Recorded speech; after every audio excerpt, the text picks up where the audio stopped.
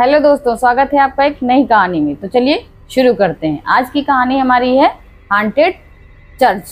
तो चलिए, कहानी हमारी शुरू होती है दो दोस्त जो कि एक ऑफिस में काम कर रहे होते हैं, पुनीत और विकास।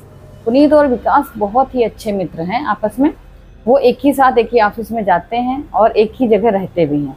पुनीत का घर थोड़ा सा विकास के घर के पास से थोड़ा सा दूरी पे है, लेकिन दोनों एक ही गाड़ी से आते जाते हैं और बहुत अच्छे से सालों से रहते चले आ रहे हैं। तो वो एक बार ऐसे ही उनको दूसरे तीसरे मित्र ने उनको दावत दी कि भाई आज हमारे साथ आना, थोड़ा सा होटल में पार्टी शार्टी रखी है बर्थडे की और वहीं हम लोग एंजॉय करेंगे। क्या कहना भाई, जब पुराने मित्र मिल जाएं, जब पुराने मित्र मिल जाते हैं तो फिर क्या मजे ही मजे। वहाँ जाते हैं ये दोनों, विकास और पुनीत, बहुत मजे से एंजॉय करते हैं। रात हो जाती है, थोड़ा 11-12 के आसपास टाइम हो जाता। पीना पिलाना और एंजॉय करना, इतना मतलब वो हो जाते हैं नशे में कि उनको याद ही नहीं रहता कि कितना टाइम हुआ जा रहा है। अब जब रात का जब और ज़्यादा समय बीतता जाता है, करीब आधे घंटे के बाद पुनीत कहता भाई चलो। अब विकास भाई चलो, चलना है कि नहीं चलना है घर वापस? तो वो तो निकलता है। विकास कहता भाई तुम्हें नशा नहीं हुआ है क्या, इतनी पी डाली है? तूने भी तो यार पी रखी है। लेकिन फिर भी दोनों यूं करते हुए बाहर निकलते हैं। बाहर निकलते सबसे हाथ हाथ मिलाते हैं, गले मिलते हैं, कुछ जिसको जिसे होश रहता है ऐसे बात करते हुए बाहर निकलते हैं होटल से। तो जो उनके दोस्त होते हैं वो बाहर तक उनको छोड़ने आते हैं गाड़ी में। तो पूछते भी हैं भाई पुनीत गाड़ी तो चला लेगा, घर तक चला लेगा गाड़ी? कि जा ही रहा। तो कह रहा नहीं चला पाएंगे तो देखते हैं, रास्ते में कहीं रुक जाएंगे। तो अगर रास्ते में रुकना तो यहीं रुक जा। विकास कहता भाई ये कहे तो सही रहा है, अगर रुकना है तो रुक लेते हैं यहीं पे। तो कह तू नहीं चला पाएगा, मैं गाड़ी चला लूंगा, चल तू घर पे सोते हैं आराम से। फिर वो धीरे धीरे ड्राइव करके आते हैं। लेकिन रास्ता चूंकि आधे घंटे से ज्यादा लगने वाला, रास्ते में दूर है घर उनका। तो अब क्या बोलता है विकास, भाई ऐसा कर पुनीत, गाड़ी मैं चला रहा हूँ, थोड़ा शॉर्ट कट से ले लेते हैं, आधे घंटे की जगह 15 मिनट में पहुंच जाएंगे। तो अब विकास तो कह दिया, लेकिन पुनीत कह रहा नहीं भाई, मैं उस रास्ते से नहीं जाऊंगा, चलाना है गाड़ी तू चला, पर मैं नहीं रहूंगा उस रास्ते से, क्योंकि वो रास्ता बहुत ही भूतिया है, हांटेड है, हम नहीं जाएंगे वहां से। वहां पे एक चर्च है जो कि उसको देख करके बहुत डर लगता है। कहता अरे हम लोग गाड़ी के अंदर होंगे, चर्च से हमें क्या लेना देना, चलते हैं ना भाई। वो ऐसे धीरे धीरे से कान खुजाता है, अच्छा ठीक है चलना है चल। लेकिन उसके अंदर पता नहीं क्यों डर रहे थे। कहते मैंने बहुत से लोगों से ऐसे किस्से सुन रखे हैं जो भाई मुझे वो बड़बड़ाता है। भाई मैंने बहुत से लोगों से किस्से सुने हैं, मुझे बहुत डर लगता है ये वो। तो क्या बड़बड़ा रहा है तू, खुल के कुछ बता ना। तो भाई मुझे बहुत डर लगता है, वहाँ पे हमने बहुत लोगों से किस्से सुने हुए हैं, कहीं कुछ गड़बड़ी हो गई तो। कहना तू ना चुप मार के बैठ, तू सीट बेल्ट लगा बैठ, मैं ड्राइव करता हूँ। और वो आराम से बढ़िया गुनगुनाते हुए चला जा रहा। नशा तो है ही है उसको। फिर जैसे ही वो वहीं पे चर्च के पास पहुंचते हैं, वो जैसे ही ऐसे करके धीरे धीरे लहराते हुए जाते, गाड़ी पे यहीं पे जाम चरचरा के रुक गई।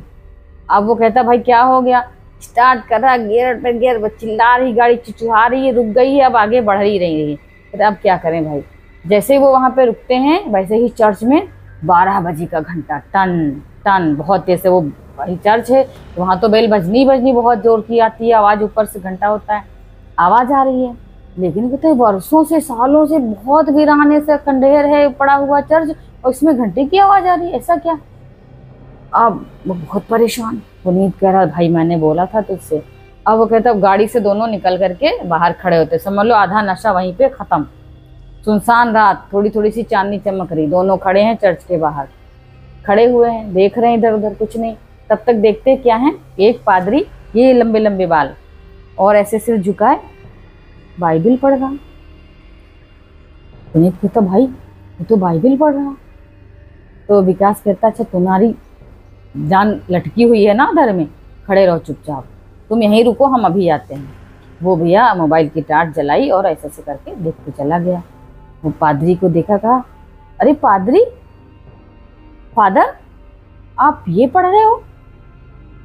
अब पादरी ने ऐसे उठा करके सिर देखा ऊपर कि अंधेरे में आप कैसे पढ़ रहे हो। इस तरह से जब उसने टोक दिया और उसको बहुत तेज से गुस्सा आ गया, इसे आंखें करके लाल लाल दिखने लगा। वो थोड़ा सहम गया। फिर उसने ऐसे से देखा, पादरी गायब। अब उसको भैया धक धक धक धक धक धक धक यूं शुरू होने, पंपिंग करने लगा हार्ट।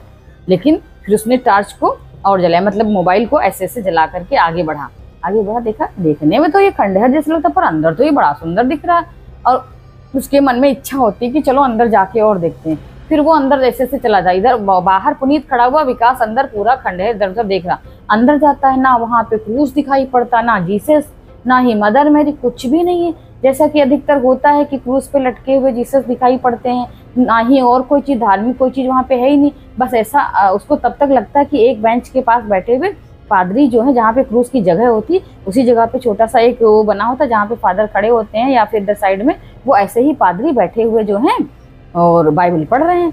फिर वो टोक देता है कि फादर आप फिर यहीं पे बैठे हो, बाइबल आप कैसे दिख रहा है, यहाँ पे दिखाई नहीं पड़ रहा। अब जो है वो बहुत तेज गुस्सा हो जाते हैं, पता नहीं उसके साथ ऐसा ऐसा क्या होता है। फिर वो धीरे धीरे करके वहाँ छत के सीढ़ियाँ चढ़ता हुआ सीधे चर्च के ऊपर चला जाता। जब चर्च के ऊपर चला जाता है, वहीं पे उसकी बेल की डोर पड़ी होती, डोरी लगी होती जिससे घंटी बजाई जाती है। वो उसमें थोड़ा सा उलझ जाता है। वैसे ही देखता वहां भी पादरी बैठे पढ़ रहे हैं बाइबल। अब वो तीसरी बार जब वो टोक देता है कि फादर आप यहाँ फिर बाइबल पढ़ रहे हो, आपको कैसे दिख रहा है, तो पूरी तो भूतिया टाइप की लग रही, बिल्कुल दिखाई ही नहीं पड़ रहा यहाँ पे कुछ, आपको कैसे, मैंने तो टार्च ले रखी है।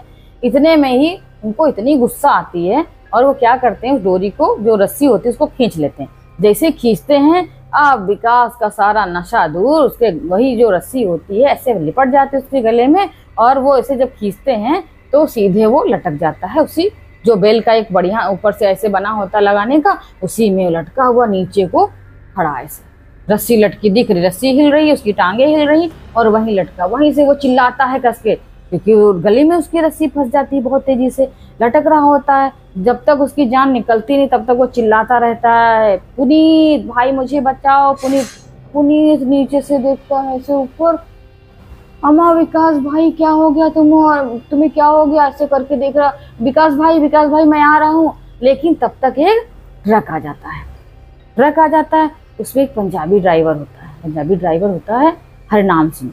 वो उतरता, भाई क्या हो गया, और वो इतनी कस के रो रहा, भाई मैं क्या बताऊं मेरा दोस्त, वो देखो भाई मैं क्या बताऊं।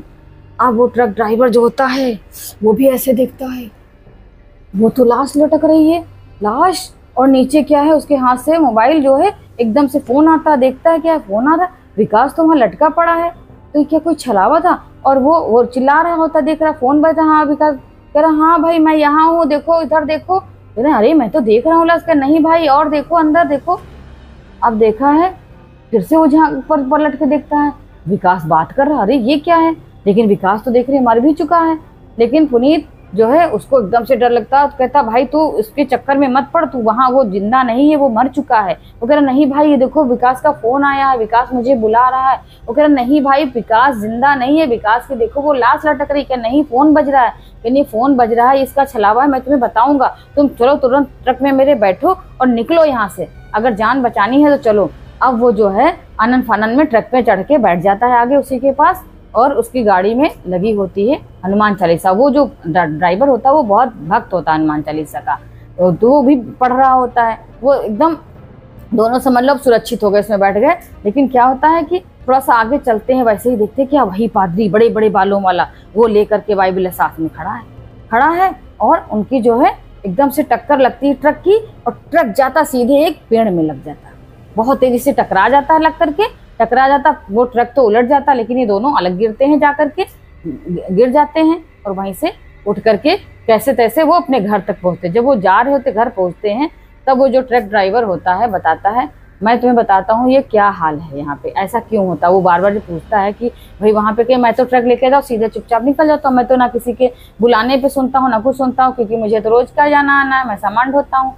तो कहलन भाई मुझे बताओ, तो कहने ये जो पादरी यहाँ पे जो दिखाई पड़ते हैं ये विल्सन नाम के, अगर कोई इनको टोक देता है, ये सालों पहले जब ब्रिटिश सरकार की हुकूमत चलती थी तो यहाँ पे ये अपना रहते थे, बहुत लोग यहाँ पे आते थे चर्च में अपना जो भी करते थे, मतलब पूजा अर्चना जो भी था, तो यहाँ पे सब आते थे, इनको सुनते भी थे।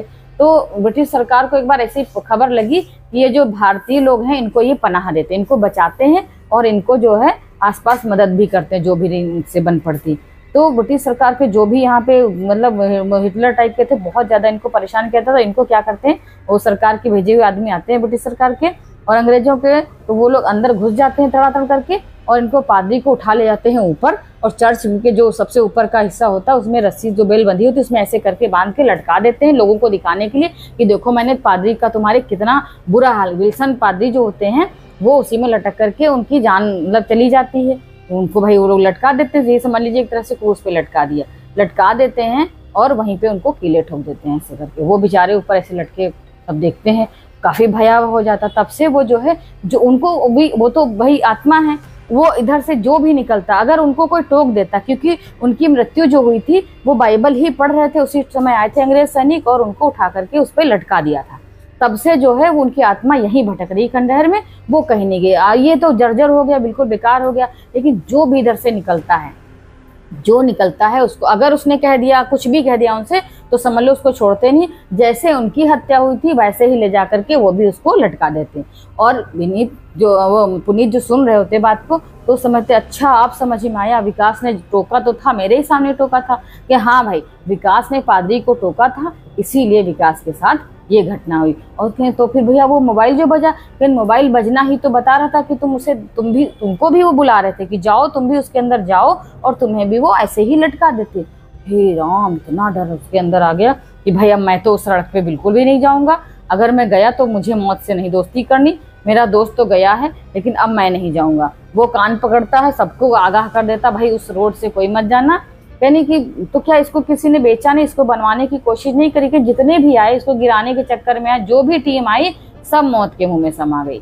लेकिन इतना भयंकर है कि हाँ उनकी जो पादरी जी की आत्मा है वो इतना भयंकर है कि किसी को यहाँ टिकने ही नहीं। जितना भी जो भी टीम आई इसको गिराने के चक्कर में कि कुछ बिल्डिंग बनाई जाए या होटल बनाया जाए या कुछ और बनाए, चलो चर्च ही बनवा देते हैं, लेकिन कुछ भी बनवाने नहीं। उनको इस खंडहर से इतना लगाव है, इस चर्च से, तो किसी को आने ही नहीं देते। तो लिहाजा सरकार ने इनकी तरफ से बिल्कुल मतलब छोड़ ही दिया, विचार ही त्याग दिया अपने मन से कि यहाँ पे कुछ बनना चाहिए। बस ये रोड है, बस इसी पे आना जाना रहता है, तो भाई ईश्वर का नाम लो और यहाँ से निकलो, आओ जाओ, बस और कुछ नहीं करो। दोनों अपने घर में इस समय सेफ होते हैं, आराम से रहते हैं, सुन ली बातें सब कुछ, लेकिन उधर का विचार बिल्कुल त्याग देते हैं कि अब बिल्कुल नहीं भाई। खास करके पुनीत तो बिल्कुल भी नहीं। फिर उस सुबह को पुनीत अपने दोस्त को ये सब हाल बताता है, सब बेचारे सख्ते में आ जाते हैं कैसे क्या हो, और वहाँ से सब तौबा कर लेते हैं कि अब वहाँ नहीं जाएंगे। तो ये थी हमारे हांटेड चर्च की कहानी। मिलते हैं कल एक नई कहानी के साथ।